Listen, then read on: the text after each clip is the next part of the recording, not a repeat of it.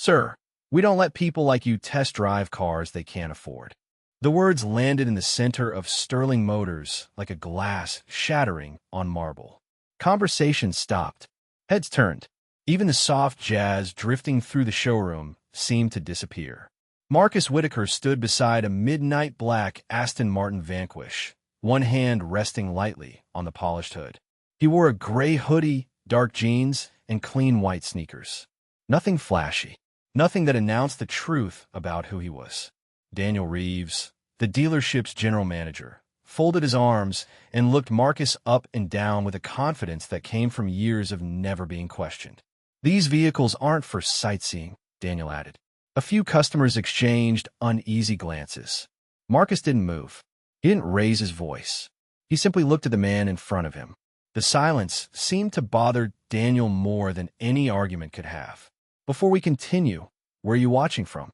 Drop your city or country in the comments below.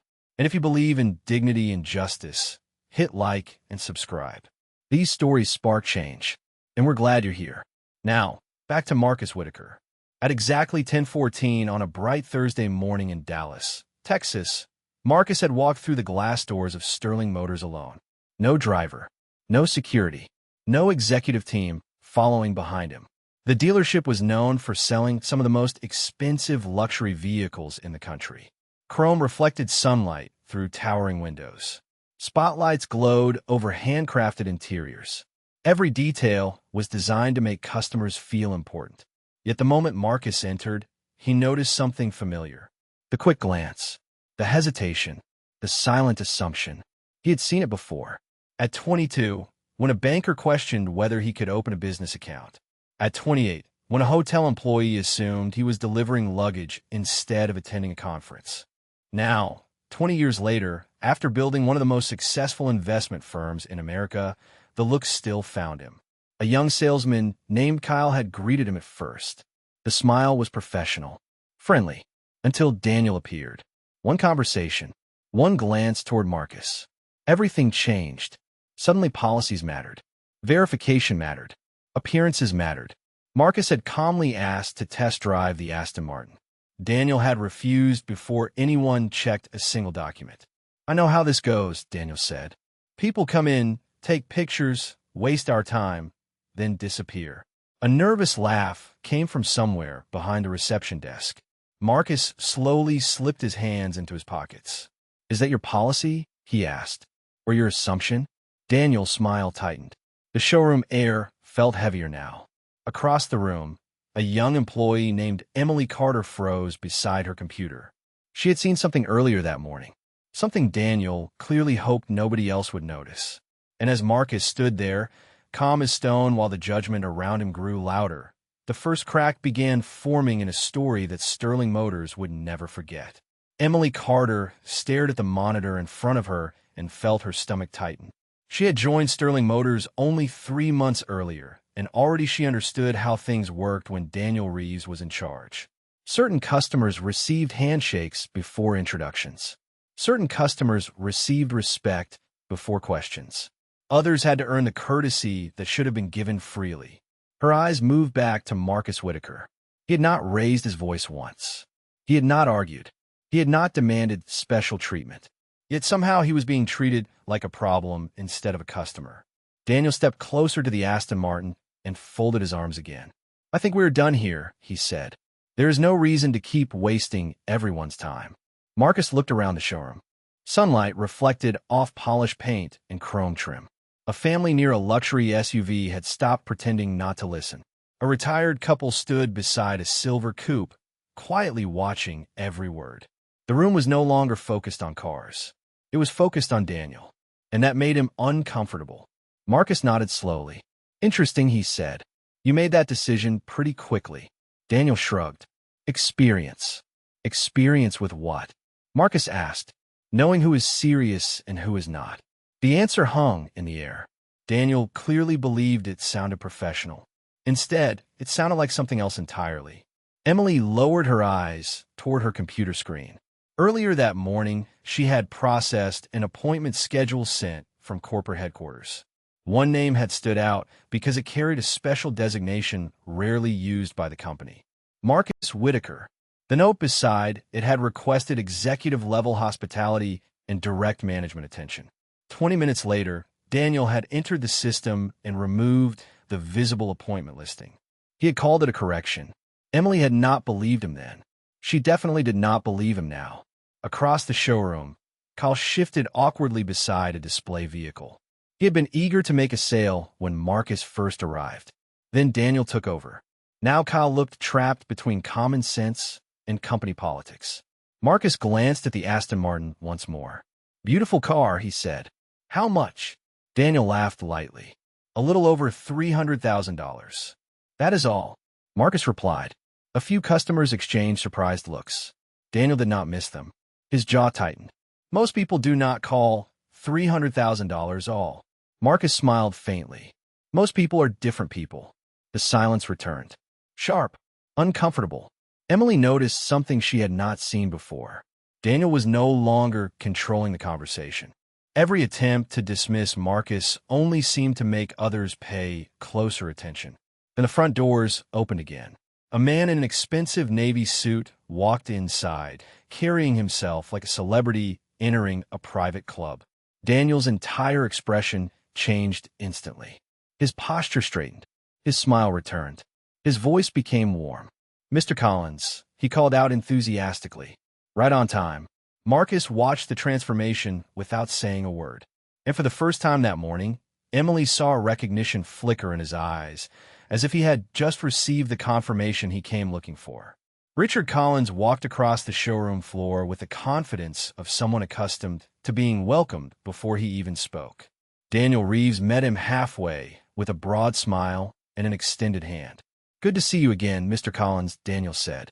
"Your vehicle is ready whenever you are." The contrast was impossible to miss. Just moments earlier, Daniel had acted as though company policy was sacred. Now those same rules seemed to vanish. Richard glanced briefly toward Marcus before returning his attention to Daniel. "I heard the new Vanquish arrived," he said. "I might take it out for a spin." Daniel immediately reached into his pocket and produced a key fob. "Absolutely. Let me have someone bring it around." Marcus looked from the key to the Aston Martin and then back to Daniel. His expression did not change. "Interesting," he said quietly. Daniel turned toward him. "Something funny?" Marcus nodded toward the key. "I thought test drives required financial verification." A few customers nearby lowered their voices and listened more carefully. Daniel forced a laugh. "Mr. Collins is a known client." Marcus tilted his head slightly. "How convenient." Richard smirked. "Some people build relationships. It helps." Marcus smiled faintly. "Some people do." Emily Carter felt her pulse quicken. Every word seemed to expose something Daniel desperately wanted hidden. She glanced toward the system again. The executive appointment record was still buried in the activity log. Daniel had assumed nobody would ever check. But Emily had seen enough to know exactly what was happening. Kyle stood near a display stand pretending to organize brochures. In reality, he was listening to every second. The showroom no longer felt like a dealership. It felt like a courtroom where the verdict was slowly forming. Daniel pressed forward. "Look, sir, I have already explained the situation." Marcus slipped one hand into his pocket. "Actually, you have not." Daniel frowned. "What do you mean? You never explained why you refused to verify my information." Marcus' voice remained calm. "You never checked my driver's license. You never reviewed my credentials. You never asked about financing. You made a decision the moment I walked through the door." Daniel's jaw tightened. "I know enough when I see it." The words landed heavily. Several customers exchanged uncomfortable glances. Even Richard seemed less confident now. Marcus took a slow step toward the Aston Martin. The polished black paint reflected the overhead lights like still water. $300,000, he said. "That is the number you think is intimidating." Daniel folded his arms again. "For most people, it is." Marcus looked directly into his eyes. "And that assumption seems very important to you." The room fell silent once more. Then a customer near the reception area quietly lifted a phone and began recording. Emily noticed it immediately. So did Daniel. For the first time that morning, uncertainty appeared behind his confidence. He was beginning to realize that people were no longer watching Marcus. They were watching him. and every answer he gave seemed to make the situation worse. Daniel Reeves could feel the attention shifting, and he hated it. A few minutes earlier, he had controlled the room. Now, every conversation seemed to stop when he spoke. Every customer appeared to be measuring his words instead of accepting them. He pointed toward the front entrance, as if ending a discussion. "Sir, if you're not purchasing a vehicle today, I suggest you move along." Marcus Whitaker glanced toward the glass doors and then back at Daniel. "You still have not answered my question." Daniel sighed dramatically. "What question? Why was I denied a test drive before anyone verified who I was?" Marcus asked. His tone never changed. Calm, precise, almost surgical. Daniel looked away for a moment. "Because I have managed dealerships for 20 years. "That is not an answer," Marcus replied. A few customers nodded quietly. Richard Collins shifted his weight and checked his watch. He had expected the situation to be over by now. Instead, it kept growing. Daniel attempted a smile. "Look, some people walk in because they are curious. Some people walk in because they're serious buyers." Marcus folded his hands in front of him. "And you decided which category I belonged to within 30 seconds. Daniel said nothing. The silence felt louder than the music drifting from the showroom speakers. Emily Carter watched from behind her desk. She noticed something remarkable. Marcus never tried to prove himself.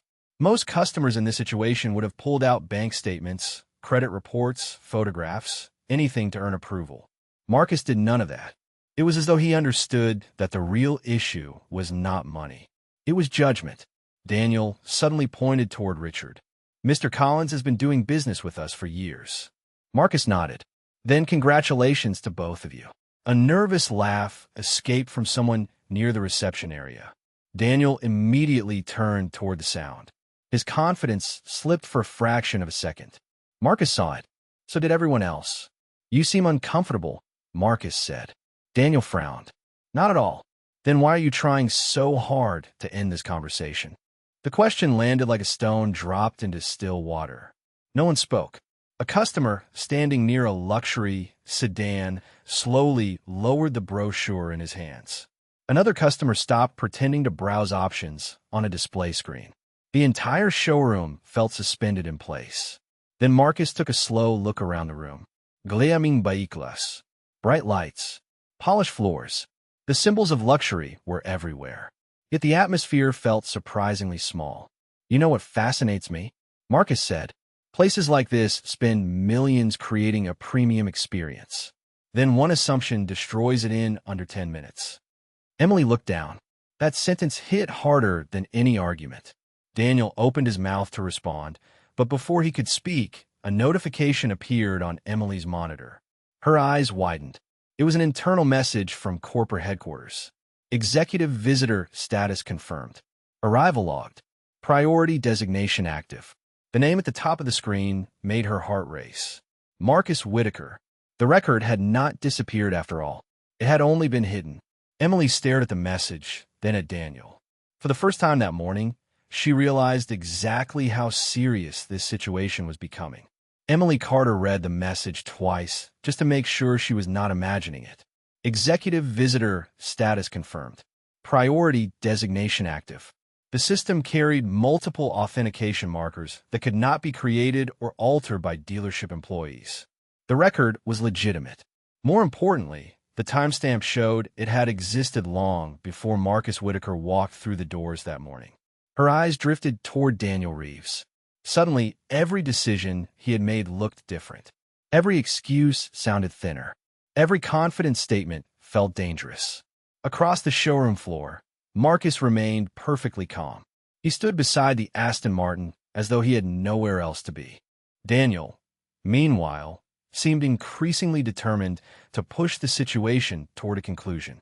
"I think we're finished here," Daniel said again. "You are creating a disruption." Marcus glanced around the room. Interesting definition of disruption. Daniel frowned. "What is that supposed to mean?" Marcus gestured lightly toward the customers watching from different corners of the showroom.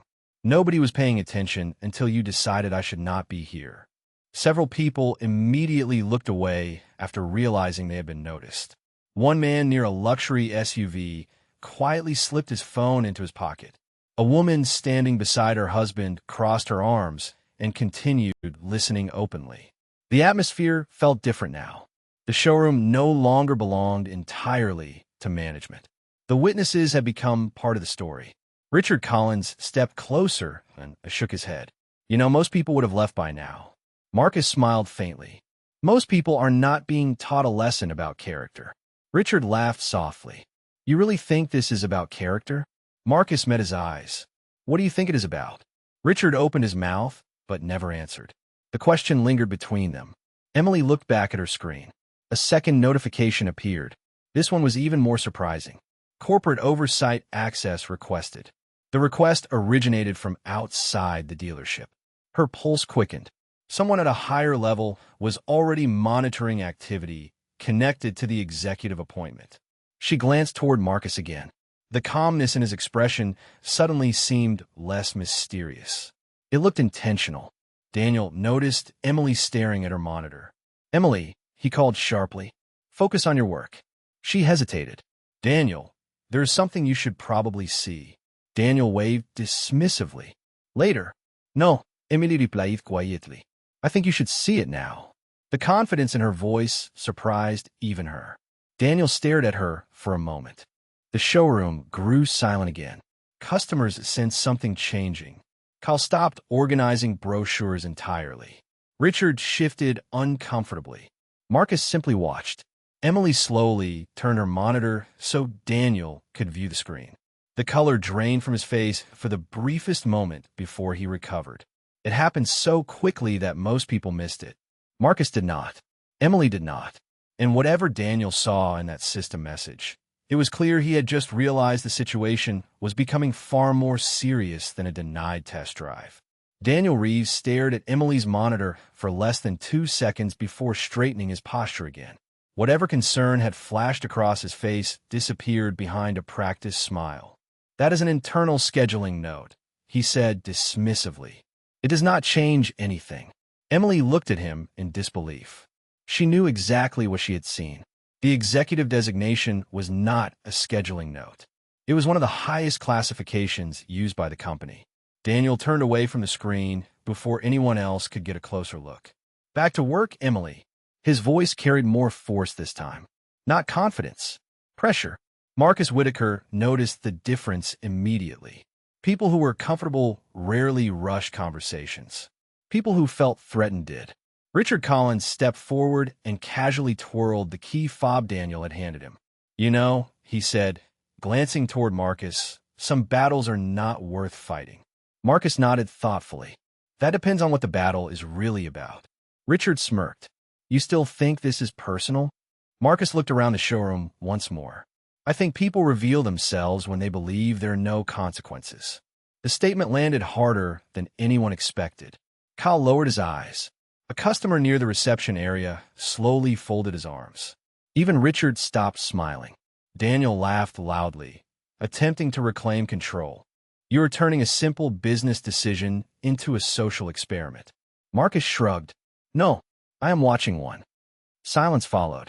The air felt charged now. Every polished vehicle reflected clusters of customers who had completely stopped shopping. Nobody wanted to miss what happened next. Then Daniel made a mistake. He pointed toward the front windows and said, the truth is simple. Luxury brands have standards. Not everyone is the right fit. The words floated through the showroom like smoke. Several people exchanged immediate glances. Emily closed her eyes briefly. Even Kyle looked uncomfortable. Marcus remained perfectly still. Standards, he repeated. That is the word you want to use? Daniel nodded. Absolutely. Marcus took a slow breath. Then tell me something. Did you verify my finances? No. Did you review my appointment? Daniel hesitated. No. Did you check my identification? No. Marcus nodded. Then your standards seem remarkably selective. A quiet murmur spread through the showroom. The customers were no longer passive observers. They were forming opinions. Daniel could feel it. His authority was slipping a little more with every answer. Emily's monitor chimed again. Another corporate notification appeared. This one carried a priority flag. Her heart raced as she read the subject line. Executive Oversight Active. Regional leadership notified. She looked toward Marcus and suddenly understood something important. He was not improvising. He was not trapped. He was waiting with the patience of someone who already knew how the story ended. Across the showroom floor, Marcus slipped his phone from his pocket and glanced at the screen. A single message had arrived. Nothing more than 3 words. Ready when you are. Marcus read it once, locked the phone, and returned it to his pocket. Then he looked directly at Daniel Reeves. For the first time all morning, a faint smile appeared on his face. And somehow that smile made Daniel more nervous than any argument ever could. The faint smile on Marcus Whitaker's face unsettled Daniel Reeves more than he wanted to admit. It was not the smile of someone losing an argument. It was the smile of someone watching a prediction come true. Daniel straightened his tie and looked around the showroom, searching for support. Instead, he found customers watching him with growing skepticism. The attention that once felt flattering now felt dangerous. "Let us be clear," Daniel said, raising his voice slightly. "This dealership has every right to decide who represents a serious buyer and who does not." Marcus nodded. "There is." Daniel frowned. "There is what?" Marcus looked directly at him. "The answer you've been avoiding all morning." The room fell silent again. A woman near the reception desk stopped scrolling through her phone. A retired couple beside a luxury coupe exchanged uneasy glances. Even Richard Collins seemed less interested in his test drive and more interested in the conversation unfolding in front of him. Daniel crossed his arms. "You are twisting my words." Marcus shook his head. "No, I'm listening to them." The statement landed with surprising force. Daniel looked toward Kyle as if expecting support, but Kyle immediately looked away. Emily Carter could almost feel the pressure building inside the showroom. Every minute made the situation worse. Every explanation created more questions. Then Daniel made another mistake. He pointed toward Marcus and spoke loudly enough for everyone to hear. "People walk in here every week pretending they belong in rooms they cannot afford."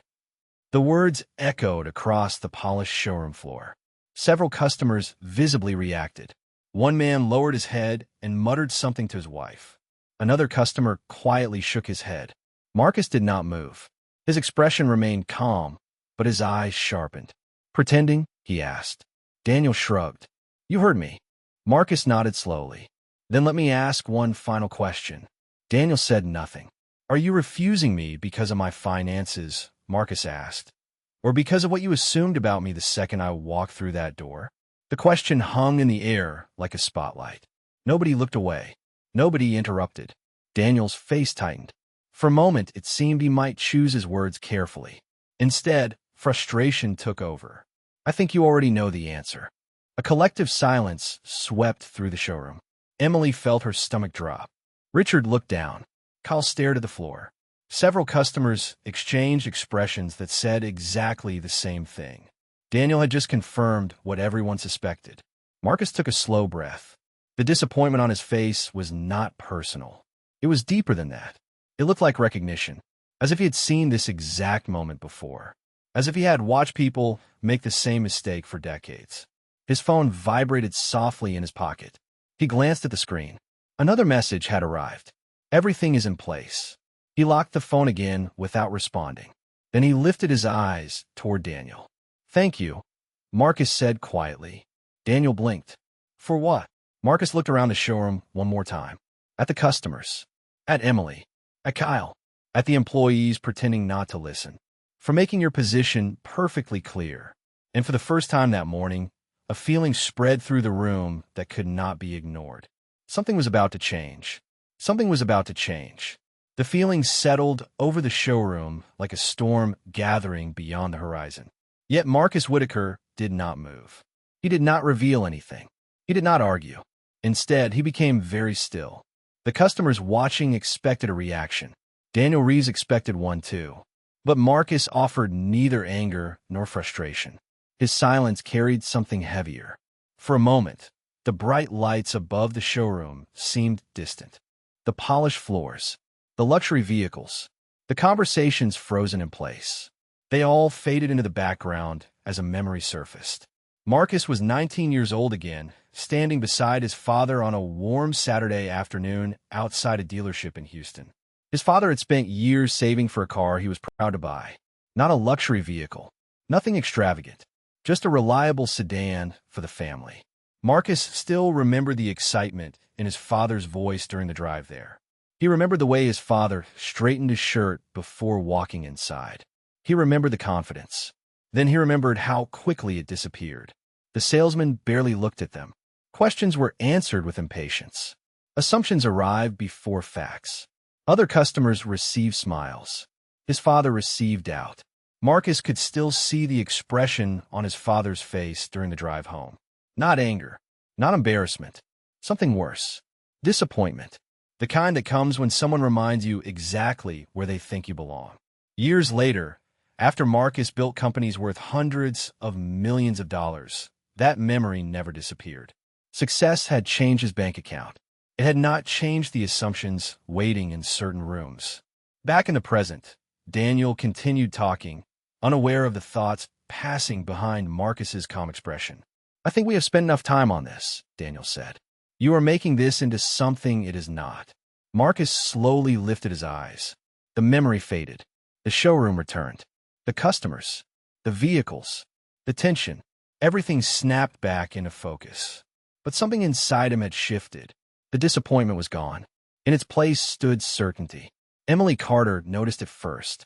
The look in Marcus's eyes had changed.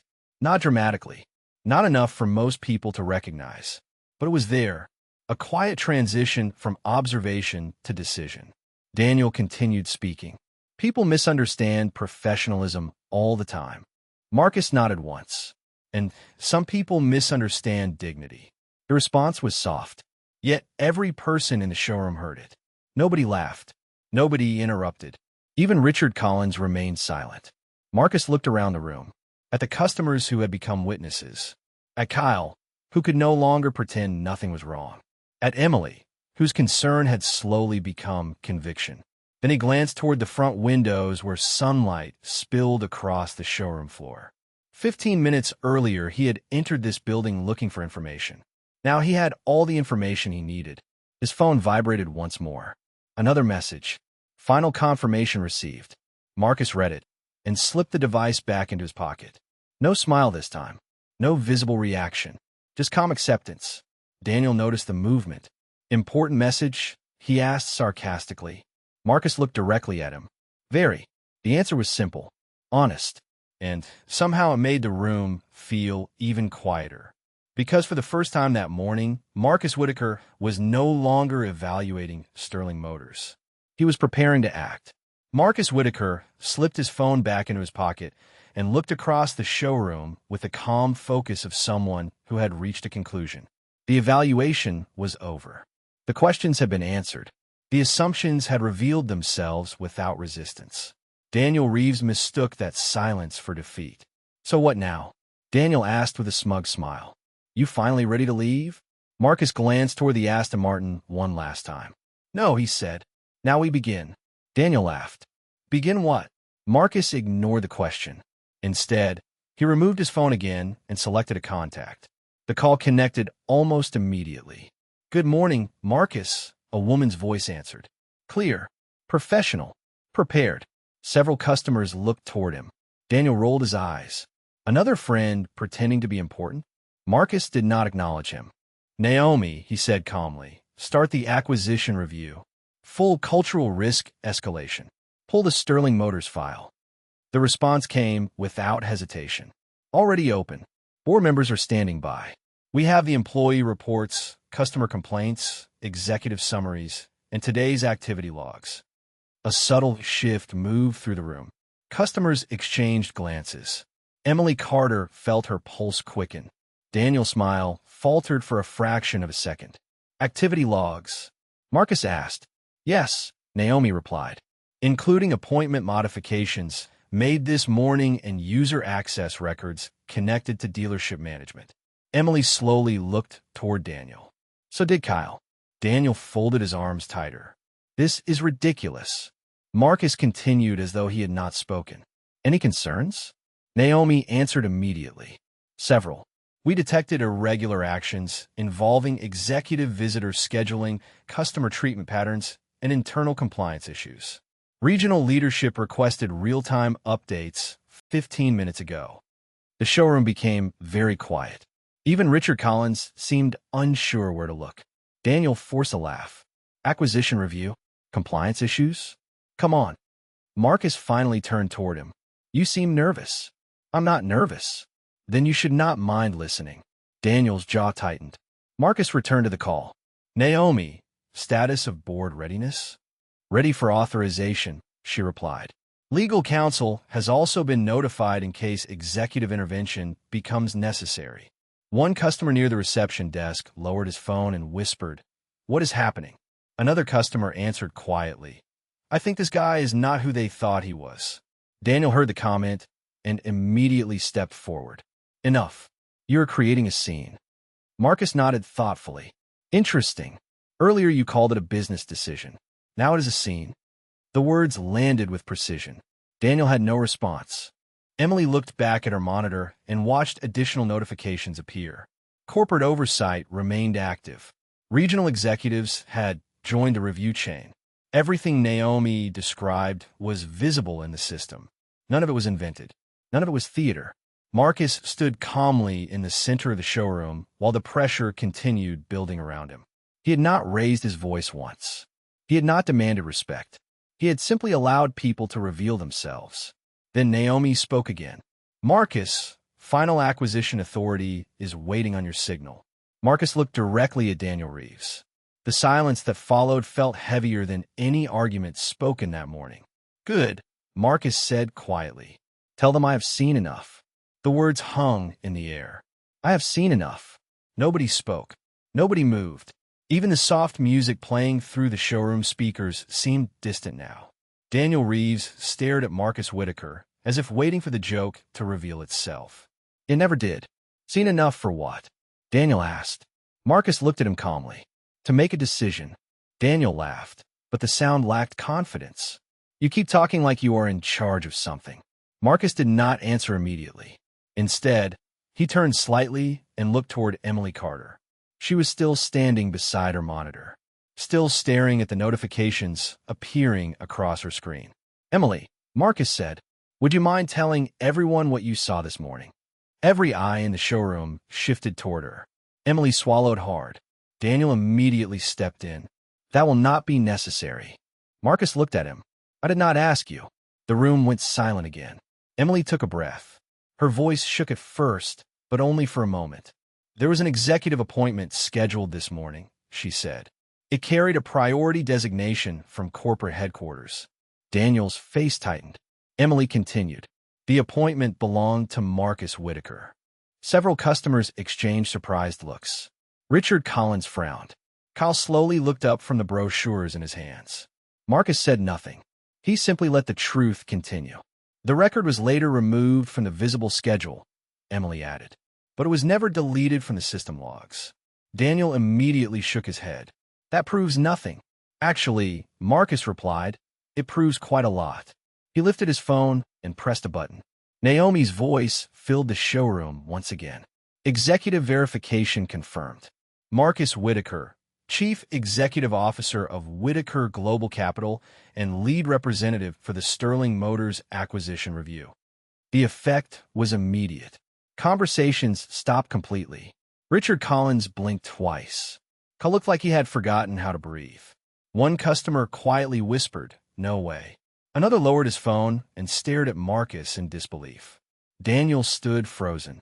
That is impossible, he said. Naomi continued. Whitaker Global Capital currently holds controlling negotiation rights regarding Sterling Motors and its parent organization. Final Acquisition Authority rests with Mr. Whitaker. Nobody interrupted her. Nobody could. Marcus looked directly at Daniel. His voice remained calm.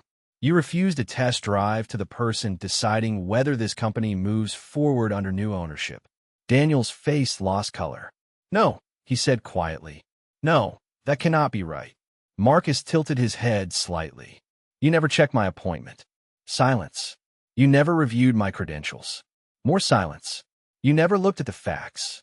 Daniel opened his mouth, but no words came out. Emily looked down. Kyle stared at the floor. Richard suddenly seemed very interested in the polished showroom tiles beneath his shoes. Marcus took one slow step forward. You called it standards, he said. You called it professionalism. His gaze never left Daniel. But you never evaluated who I was. You only evaluated who you assumed I was. The words landed harder than anything spoken all morning. Around the showroom, customers stood perfectly still. Because the story had changed completely. The man they thought was being denied an opportunity had actually been holding all the power from the beginning. And now everyone in the room finally understood it. For several seconds, nobody spoke. The silence spread across the showroom floor like a wave. Customers who had arrived to shop for luxury vehicles now stood frozen in place, watching a completely different transaction unfold. Daniel Reeves looked as though the ground beneath him had shifted. His confidence, so steady only minutes earlier, seemed to vanish all at once. Richard Collins took a slow step backward and cleared his throat. "Wait," he said quietly. "You are telling me he is actually leading the acquisition?" Naomi's voice answered through the phone before anyone else could. "That is correct." Richard stared at Marcus, then at Daniel, then back at Marcus again. The realization was impossible to ignore. Kyle set the brochures down completely. His shoulders dropped as if he finally understood the weight of everything that had happened. Emily Carter watched the scene unfold and felt something she had not felt all morning. Relief. The truth was no longer trapped inside a computer system. It was standing in the middle of the showroom for everyone to see. Daniel tried to recover. "There has been a misunderstanding," he said quickly. "We did not know who you were." Marcus looked at him calmly. "That is exactly the problem." Daniel blinked. "What?" Marcus slowly turned toward the customers gathered around the showroom. "The problem was never that you did not know who I was." His voice remained measured, controlled. Every word landed with precision. "The problem is how comfortable you were treating someone you thought did not matter." Nobody argued. Nobody could. The statement cut through every excuse that had been offered that morning. Emily lowered her eyes. Kyle looked away. Even Richard seemed uncomfortable now. Daniel searched for support and found none. The showroom that had once followed his lead had become a room full of witnesses. "I was following my judgment," Daniel said weakly. Marcus nodded. "Exactly." Daniel frowned. "What does that mean?" Marcus took a slow breath. "You judged before you verified. You assumed before you asked. You decided before you listened." The words seemed to echo throughout the room. Several customers nodded quietly. One elderly man near a luxury sedan folded his arms and said, almost to himself, "That sounds about right." Daniel heard it. Everyone did. The tide had completely turned. Then Emily stepped forward. Her voice was steady now. "He is right." Every eye moved toward her. Daniel's face tightened immediately. Emily continued anyway. The appointment was legitimate. The executive designation was legitimate. The information was available from the beginning. She looked directly at Daniel. "You chose not to see it." A heavy silence followed. Marcus did not interrupt her. He did not need to. The facts were doing the work for him. Naomi spoke again through the phone. "Marcus, the board has received the preliminary report. Regional leadership is reviewing personnel decisions connected to today's events." Daniel's expression changed instantly. For the first time all morning, genuine fear appeared in his eyes. Marcus noticed it but showed no satisfaction. No celebración. No anger. Only certainty. Because the reveal was over. The truth was established. And now the consequences were beginning to arrive. The consequences arrived with remarkable speed. Naomi's voice remained calm through the speaker, but every word carried weight. "Marcus, regional leadership has completed its preliminary review. Authorization is ready pending your final approval." Daniel Reeves looked as though he wanted to speak, but uncertainty had replaced the certainty that carried him through the morning. Around the showroom, customers stood quietly, witnessing a moment none of them expected when they walked through the doors. Marcus Whitaker glanced at the Aston Martin, then at the employees, then back at Daniel. "A business can recover from a bad quarter," he said. "It can recover from competition. It can recover from market conditions. What it struggles to recover from is a culture that mistakes prejudice for judgment. Nobody interrupted him. Naomi continued. The review confirms multiple concerns regarding customer treatment, executive appointment handling, and management conduct. Recommendations have been submitted. Daniel lowered his eyes.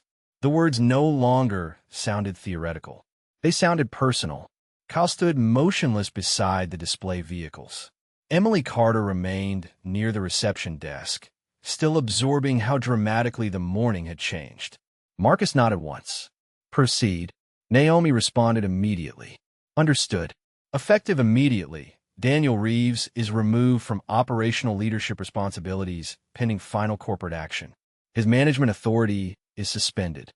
A notification sounded from Daniel's phone. He looked down at the screen. Whatever he saw confirmed what Naomi had just announced. The showroom fell silent again. Marcus did not celebrate. He did not smile. He simply watched the result of choices catching up with the person who made them. Naomi continued. Employee evaluations connected to today's incident will also be reviewed. Recommendations for leadership restructuring are already underway. Kyle swallowed hard. Marcus looked toward him. Every employee has a choice, he said. Following a bad decision is still a decision. Kyle nodded slowly. He understood. Then Marcus turned toward Emily. You spoke when it mattered. Emily seemed surprised by the attention. I just told the truth. Marcus gave a small nod. That is often harder than people think. Naomi spoke again. Marcus, there is one final recommendation from regional leadership. Go ahead. Emily Carter is being considered for interim customer experience leadership during the transition period. Several employees exchanged surprised looks. Emily stared at the floor in disbelief. Marcus smiled faintly. Good recommendation. Another notification appeared on her monitor seconds later. This one carried a different tone than the warnings and alerts from earlier. It represented opportunity. Around the showroom, customers began whispering again, but now the conversation sounded different. The tension was gone. In its place stood clarity. Daniel looked around the room that had supported him only an hour earlier. Nobody rushed to defend him. Nobody challenged the outcome. The facts had spoken too clearly. Marcus slipped his phone into his pocket and took one final look around Sterling Motors. The polished floors were the same. The luxury vehicles were the same. The building was the same. But the culture inside it had already begun to change. And that change had started the moment someone decided to judge a stranger instead of respecting a customer. Marcus Whitaker stood quietly for a moment after the last notification arrived. The showroom had changed completely. Earlier that morning, people had looked at him and seen assumptions. Now, they looked at him and saw consequences. Sunlight poured through the tall front windows, reflecting across polished paint and chrome surfaces. The luxury vehicles had not moved an inch, yet everything felt different. Emily Carter glanced down at the message on her monitor one more time. The opportunity in front of her felt unreal. Kyle remained silent, thinking about every moment that had led to this outcome. Richard Collins adjusted his jacket and avoided eye contact. Even the customers seemed thoughtful now. Nobody appeared interested in test drives anymore. They were thinking about something larger. Marcus slowly walked toward the Aston Martin that had started it all. He rested a hand lightly on the vehicle and looked at the reflection staring back at him from the flawless black finish. For a brief moment, he remembered his father again. The long drive home years ago. The disappointment. The lesson. The promise Marcus had made to himself that day. Never beg for dignity. Build a life where nobody could take it away. Naomi's voice came through one final time. Marcus, regional leadership asked me to pass along their appreciation. The transition process will begin immediately. Marcus smiled faintly. Good. Anything else? Naomi asked. Marcus looked around the showroom one last time. Yes, he said. Make sure the report includes one thing. What is that? The problem was identified before ownership changed. That means it can be fixed. Naomi paused for a second. Understood. The call ended. Silence settled over the room again. But this silence felt different from the one that came before. It was no longer built on tension. It was built on understanding. Marcus turned toward Emily. Take care of the customers, he said. All of them. Emily nodded immediately. I will. Marcus looked around the showroom and spoke loudly enough for everyone to hear. Luxury is not a price tag. It is not a building. It is not a car. Every eye followed him. Luxury begins with respect. The moment respect disappears, everything else becomes decoration. Nobody argued. Nobody looked away. The truth was too obvious now. Marcus headed toward the front entrance. As the glass doors opened, sunlight flooded across the floor. He stopped for one final moment and turned back toward the room. You never know who someone is when they walk through the door, he said. That is why dignity should never depend on appearance. Then he stepped outside. The doors closed softly behind him. Inside Sterling Motors, employees and customers remained standing in thoughtful silence. The lesson would stay with them long after the vehicles were sold and the contracts were signed. Because on that morning, a man had walked into a dealership looking like an ordinary customer. He left having proven something far more valuable than wealth. He proved that character reveals itself long before titles do. And while people often mistake silence for weakness, they forget one important truth. Sometimes the quietest person in the room is the one holding all the power.